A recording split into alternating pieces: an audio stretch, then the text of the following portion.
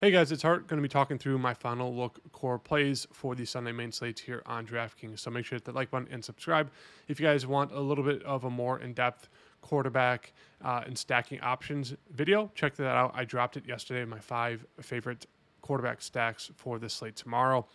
So I won't be touching on all the quarterbacks in this video. It's just going to be kind of a quick breakdown of my favorite players in the positions and why, and kind of my overall broad view of this slate. So in terms of overall this slate, as you can see for the quarterbacks, we really don't have like a true quarterback that we should be looking towards and kind of locking in.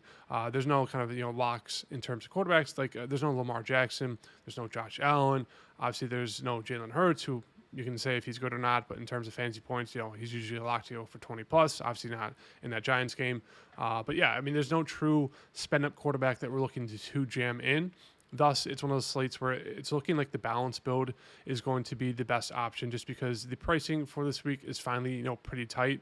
The previous, 5 weeks, it's just been one of those things where a lot of value has opened up, or the pricing is extremely loose, where you're able to jam in a ton of those higher owned studs and you get away with it. This week is not the case as of right now. Saturday afternoon, there is really no super cheap values that we need to be getting to, thus making it more so that balanced build. But obviously, there will be a decent amount of chalk still, because there is still a lot of guys in some really good spots. But in terms of quarterbacks, as I said, no true spend up. So Baker obviously looks solid. Dak Prescott, as I mentioned in my quarterback video yesterday, he looks really good there against Carolina. Obviously, some great stacking options with him. Stafford, you just kind of worry about the blowout risk there with Baltimore. Baltimore did get, I believe, Kyle Hamilton and Humphrey back in their secondary. So it's not too huge. It definitely helps out that defense. It's just one of those things, like maybe I kind of slightly prefer getting to Kyron. And obviously, as I said, that blowout risk there, it's just a little hesitant for me going to Stafford. Really, really, really like Justin Herbert, especially if there was no Quentin Johnston. I think Herbert would maybe take over as my favorite quarterback play. Jordan Love, it's one of those things, as I always talk about with Love, it's like they don't really have a true wide receiver one. So if you play him, I'd probably go skinny stack with Tucker Kraft, and you could definitely do a bring back there with Jamar Chase if he does plays. But if he's out, I do have a lot of interest in doing a bring back there with T Higgins. He looked really, really strong there. It's just one of those spots where it's the highest blowout risk on the slate, and it could just be a massive Josh Jacobs game. So only risk there, but that's definitely a really, really strong leverage spot, especially if Cincinnati keeps it close. But it's going to be tough playing in Lambeau Field, where we know the Packers are really, really good at home, and they're looking like one of the best teams in the league this season. Moving on down here, my favorite quarterback play right now, depending on that Quentin Johnson news there for the Chargers. Obviously, if Quentin Johnson's in and good to go, Herbert is still a really strong option. It's just you feel a little bit suspect about that offensive line, and if he has enough time to throw it. So I do think it's going to be a lot more of dump downs. I talk about that in my quarterback video, but Drake May, going to be my favorite quarterback. He's looked really, really good this year, been really, really efficient. I know the box scores aren't really jumping out too much, but he's gone for 20 or more fantasy points in 3 out of the 5 games so far this season. He has rushing upside, and he does have a true wide receiver one you could pair him with in terms of Stephon Diggs, as we've seen from the past 2 weeks. We'll talk about him in a second, but that's some of my thoughts on quarterbacks for this slate. I don't mind getting into Tua. I think he's a good leverage spot as well. You can pair him with Devon Achane as well as Jalen Waddle and even Darren Waller, who's been a huge red zone threat. He should see even more snaps. Sam Darnold looks fine there. Jacksonville's defense is pretty solid, but it's more so he's just more so a skinny stack quarterback, and he really hasn't flashed high upside. Obviously, that last game there against the Bucs was a shootout, but I just feel a little bit suspect about his ceiling in terms of just they don't really only have Jason in terms of that passing game. The other guys kind of feel a little bit random. Moving on down a little bit more, Lawrence looks fine. Him and Brian Thomas Jr. definitely look a little bit better the past 2 weeks in terms of their chemistry. So maybe you hope that they break out in this spot going against the Seattle secondary, who is really banged up. So that could definitely be a solid approach. Pretty cheap there, quarterback one at 5,100. But I will say, I know it feels gross. You're going to be like, what the heck?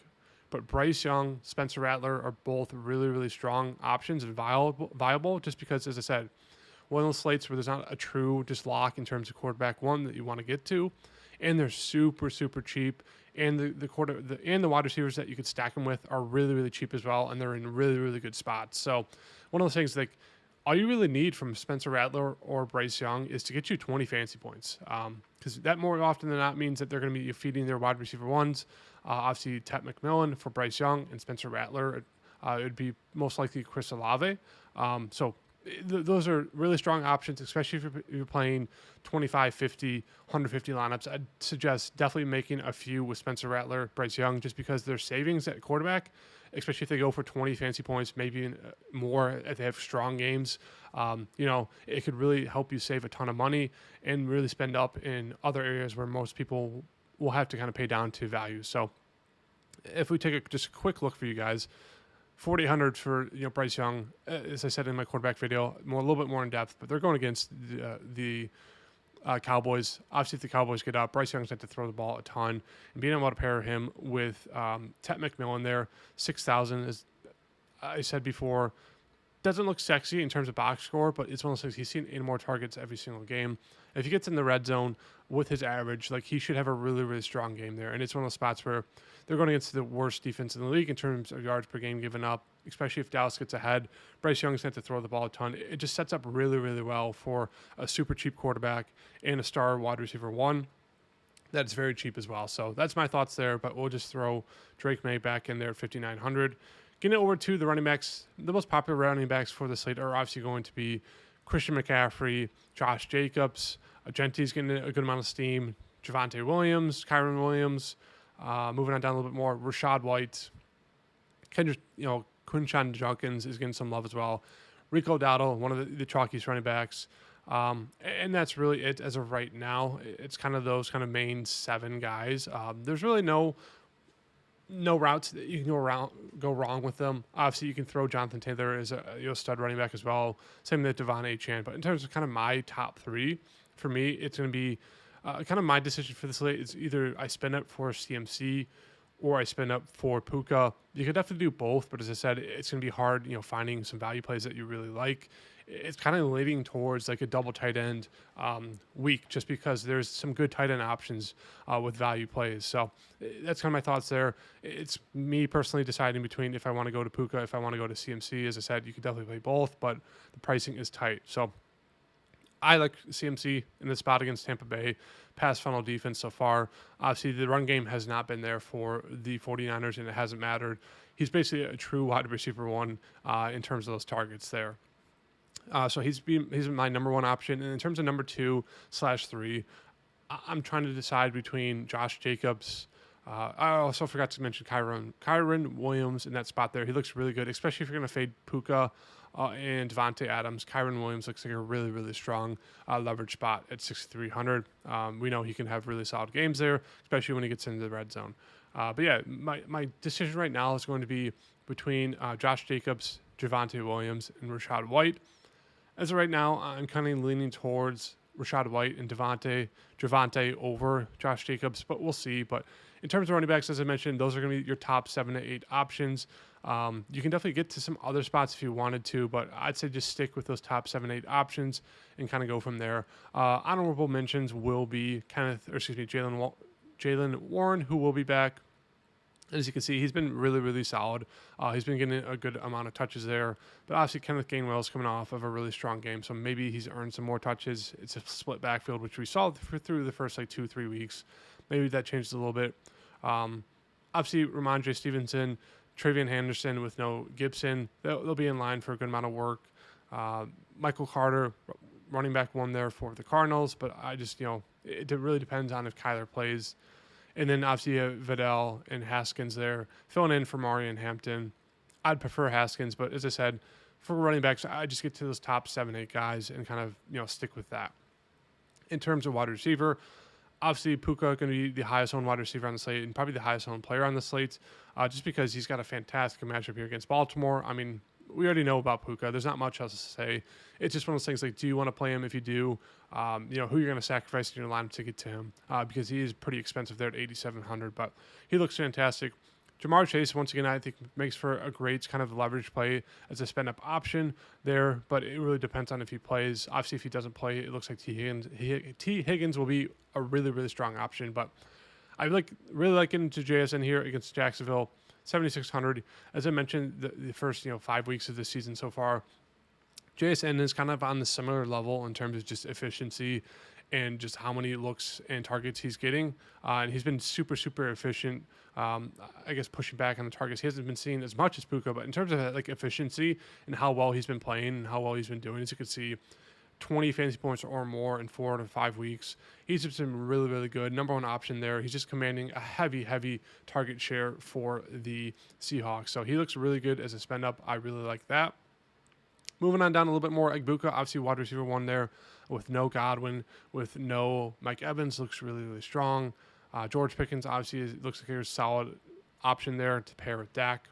Devontae, if you're not going to get to Puka, Devontae, you should definitely look to Devontae.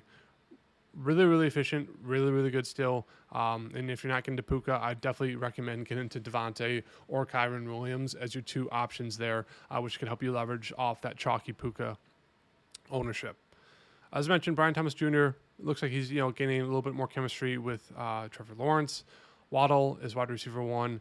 Price went up a little bit, but still really, really cheap for a guy who should be seeing 8+ targets in the spot against the Chargers. Moving on down a little bit more, as I mentioned, Ted McMillan looks great there against Dallas. The Quentin Johnson news is big because if he's out, it makes Lad McConkey and Keenan Allen as really, really strong options there against a really, really bad Miami defense. But, with Drake May, we're going to be getting to Stephon Diggs. The past 2 weeks, he's pretty much seen a 40% target share. Just a massive, massive target share for this team. Really no one else to compete with him in terms of targets besides maybe Hunter Henry. But yeah, I mean, as you can see, the past 2 weeks, 100+ yards, 7 targets, and then 12 last week in a revenge spot. He looks really, really good. Would like to see his snaps up a little bit more. He's kind of floating around that 60% range, but obviously he's coming off of an ACL tear last year. They're not going to throw him out there for 90% of snaps, but when he's out there, he's getting targeted, especially the past 2 weeks. So he looks really, really good there. Pretty cheap for a guy that can go out there and get you 20+ fantasy points.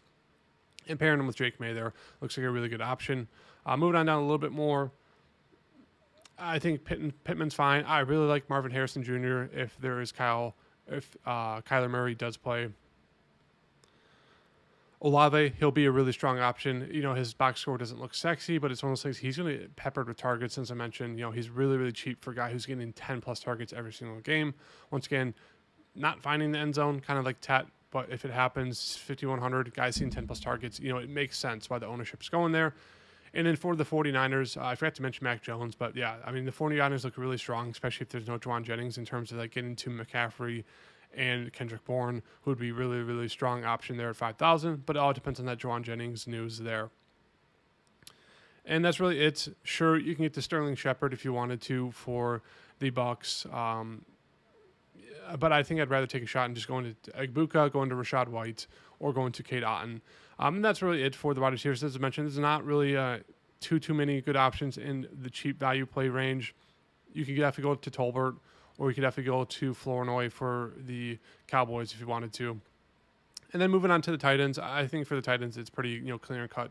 You either pay McBride, Ferguson, and Warren at Kraft as kind of your top spend-up options. In terms of ranking, I'd go with Ferguson as my number 1. Warren and Kraft tied as my number 2, and then McBride is my third favorite, the fourth one out of that group. If you want to go Drake May, you could definitely go to Hunter Henry. He's seen 90% of the snaps. It just those targets, right? It's very up and down, boom or bust. Darren Waller looks like a great red zone option. As you can see, the past 2 weeks he's done really, really well. 4,000. Snaps should be going up. I think he's firmly in play. Tongas, especially if there's no Juwan Jennings, should be firmly in play once again in that passing attack. Moving on down a little bit more, I will call out Njoku led the team in terms of targets there for the Browns with Dylan Gabriel as quarterback. So maybe that's a trend there. Kate Otten, I do think he's firmly in play there with the whole wide receiver room banged up. We saw last year in some spots that Kate Otten was heavily involved when they were really banged up in terms of the receiving game. So he could definitely be a flyer option. Moving on down a little bit more, I will call out, where is he? Michael Mayer. There is no Brock Bowers this week. Michael Mayer, more than capable to go out there and get you 6+ targets. 3,100, definitely cheap. And they've been really bad, so they'll be needing to throw the ball. One of these weeks, it will be Taysom Hill. He's back. He only had he had a passing attempt, 6 rushing attempts. So one of those things where we can definitely get those Taysom Hill games where he comes in and scores 2 touchdowns and just vultures it from the Saints. So I will call that out. If you're playing 150 lineups, I'd definitely maybe take a shot on Taysom Hill in a few, just because we know the upside there with him. And then moving on down to Gunnar Helm, and where do you go? Gunnar Helm and Hunter Long, the two cheapest value options you could definitely get down to, just because for Gunnar Helm, they said they want to get him more involved. 2,700, he had 5 targets last week, and then for Hunter Long, there was no Brenton Strange. I believe they put him on IR, so he'll be the fill-in tight end there. And Brenton Strange was a really strong option, so maybe they could look to Hunter Helm, as a solid backup option there for them. And in terms of defense, I really like getting into the.